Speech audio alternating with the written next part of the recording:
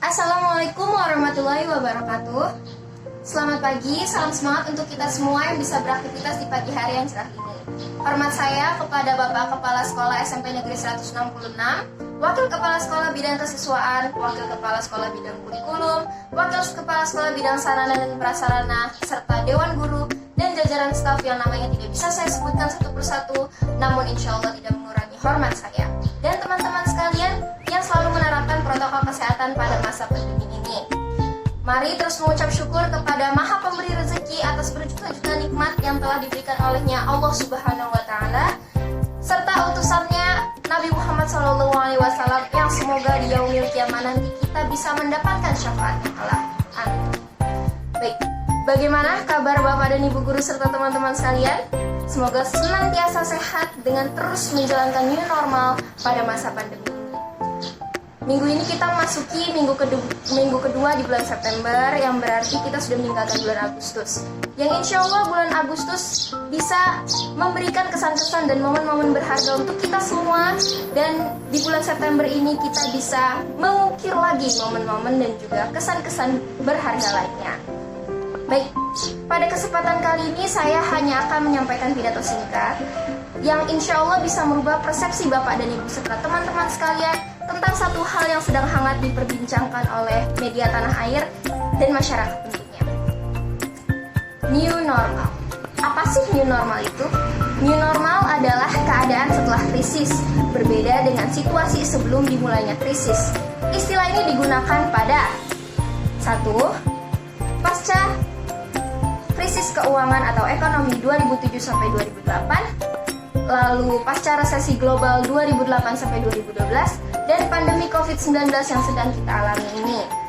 Nah, untuk informasi saja, COVID-19 adalah singkatan dari Coronavirus Disease 2019 atau dalam arti panjangnya Severe Acute Respiratory Syndrome atau bila disingkat SARS-CoV-2 adalah virus yang menyerang sistem pernafasan, jadi dari hidung masuk ke paru-paru lalu menyerang sistem pernafasan, jadi bisa sesak nafas, bisa demam, dan banyak lagi gejala lainnya.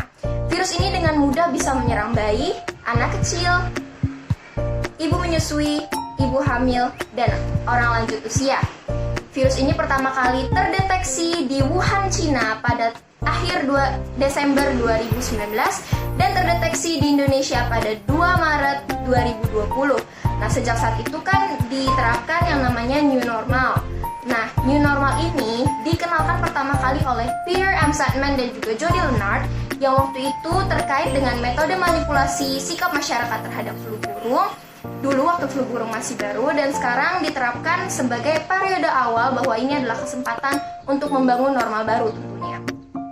Jadi normal baru ini adalah keadaan di mana kita tidak bisa kembali ke keadaan sebelumnya. Jadi kita harus menerapkan aktivitas-aktivitas atau kegiatan-kegiatan selingan untuk mendukung dan mewujudkan protokol kesehatan yang dianjurkan oleh pemerintah. Nah, apa aja sih protokol kesehatan yang dianjurkan oleh pemerintah dan apa aja sih aktivitas-aktivitas selingan itu? Yang pertama, cuci tangan dengan liquid soap atau sabun cair paling cepat 40 detik. Yang kedua, gunakan masker. Yang ketiga, hindari berkerumun. Yang keempat, terapkan physical distancing. Akhir-akhir ini orang beramai-ramai, banyak sekali orang yang mentrendingkan hashtag atau tagar stay at home atau di rumah aja. Namun seiring dengan trendingnya tagar itu, orang-orang malah berkeliaran keluar rumah, temu kangen, hajatan, berpelukan, bersalaman, selayaknya tidak terjadi apapun. Seharusnya hal seperti ini tuh dihindari, mengingat dengan banyaknya data yang sudah terdeteksi di Indonesia ini. Pertama, positif lebih dari 180.000 jiwa. Yang kedua, meninggal dunia lebih dari 7.000 jiwa. Dan yang ketiga, sembuh lebih dari 130.000 jiwa, di mana angka ini termasuk angka yang besar menurut https://covid19.co.id. Sedangkan untuk data internasionalnya sudah 216 negara terinfeksi COVID-19 dan terkonfirmasi 17 juta jiwa dari penduduk dunia terkapar COVID-19. Pertanyaan saya singkat saja. Belum cukupkah 17 juta jiwa yang terkapar tidak berdaya di ranjang rumah sakit, berharap mereka bisa sembuh, atau bahkan sudah hilang harapan, sudah pasrah saja kepada Tuhan Yang Maha Kuasa. Belum cukupkah sederet video dan foto korban-korban COVID-19? Belum cukupkah ratusan dokter dan perawat yang meninggal karena memperjuangkan kesembuhan pasien COVID-19? Sedang kita dengan santainya bisa berpergian keluar rumah yang tidak sadar menambah atau memperluas penyebaran COVID-19 itu. Sudah pernah dikatakan oleh jajaran staf gubernur kalau diam di rumah saja merupakan upaya untuk memutus penyebaran COVID-19 ini. Lalu kenapa kita masih berkeliaran keluar rumah, masih temu kangen, temu sapa, yang itu malah memperluas penyebaran COVID-19? Setidaknya kalau kita tidak bisa membantu di rumah sakit, kita bisa berdiam di rumah aja, yang berpartisipasi untuk memutus penyebaran COVID-19 itu. Tapi setidaknya jika harus bekerja, jika harus keluar rumah, jika diharuskan keluar rumah, terapkan protokol kesehatan, gunakan masker, sedia hand sanitizer, jaga kebersihan. Saya tahu sekarang ini ekonomi, pendidikan itu lagi dalam krisis.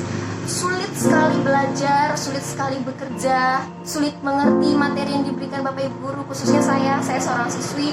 Saya mengerti sulitnya materi yang diberikan oleh Bapak dan Ibu Guru. Tidak bisa temu kangen, tidak bisa temu sapa, tidak bisa tatap muka. Betapa sulitnya hal itu, saya tahu. Tapi kita semua di sini dalam rangka memperjuangkan pemutusan rantai COVID-19 ini, jadi kita harus menerapkan protokol kesehatan. Banyak yang di PHK, siswa-siswi banyak yang nilainya anjlok, UN hilang. Ya itu semua bagian dari perjuangan kita untuk memutus mata rantai COVID-19 ini. Saya tahu 2020 ini masa-masa sulit untuk Indonesia. Yang pertama, banjir di awal tahun 2020 menelan korban jiwa, ekosistem terganggu, rumah-rumah rusak. Yang kedua, COVID-19 pandeminya yang sedang kita alami. Lalu seiring berjalannya COVID-19 ini, ada bencana-bencana alam di beberapa pulau di Indonesia yang menelan korban jiwa juga. Jadi tidak ada yang merasa diuntungkan dari kejadian ini. Semua merasa sedih, semua merasa dirugikan. Tapi tidak cuma Indonesia, Amerika, Italia, Palestina, India, negara-negara di Asia Timur, dan negara-negara lainnya juga merasa dirugikan. Kita semua berjuang bersama melewati ujian ini. Setidaknya jangan dijadikan ujian atau cobaan aja, tapi dalam hal buruk, ujian atau cobaan dalam hal buruk, tapi ujian dan cobaan dalam menghadapi masa yang akan datang nanti. Ini sebagai salah satu wadah untuk mempererat kesatuan dan persatuan bangsa. Hikmahnya diambil. Dan saya tidak memaksa kalian untuk percaya, saya tidak memaksa kalian untuk convince sama semua kata-kata yang saya ucapkan, sama semua data-data yang saya jabarkan. Tapi saya mengajak kalian untuk berpikir, memikirkan setiap patah kata yang saya lontarkan, berpikir kritis, karena setiap data-data yang saya jabarkan adalah fakta, dan setiap argumentasi yang saya jabarkan di sini adalah abu arah pembicaraan masyarakat yang aspirasinya jarang didengar. Jadi semoga seperti harapan saya pada awal kalimat, semoga pidato ini bisa mengubah persepsi Bapak dan Ibu supaya mempunyai kesadaran menerapkan protokol kesehatan lebih tinggi. Jangan di situ-situ aja, sama-sama berjuang. Tapi selain itu saya berharap sekali semoga pidato saya ini bisa diterima dengan baik. Semoga pidato saya ini bisa disaring sebaik mungkin agar bisa masuk ke hati Bapak dan Ibu serta teman-teman sekalian. Selalu saya berharap semoga bisa diterapkan lagi protokol kesehatan yang jadi lebih lagi. Dan juga saya minta maaf jika ada kata-kata saya yang tidak tersusun rapi, kalimat-kalimat saya yang tidak tersusun rapi. Saya mohon maaf sebesar-besarnya. Semoga bisa diterima dengan baik. Saya lega karena saya sudah menyampaikan apa yang ada di hati saya selama ini. Saya lega karena sudah menyampaikan pidato ini. Terima kasih. atas perhatiannya. Akhir kata, terima kasih atas perhatiannya. Wassalamualaikum warahmatullahi wabarakatuh. Jaga kesehatan semua.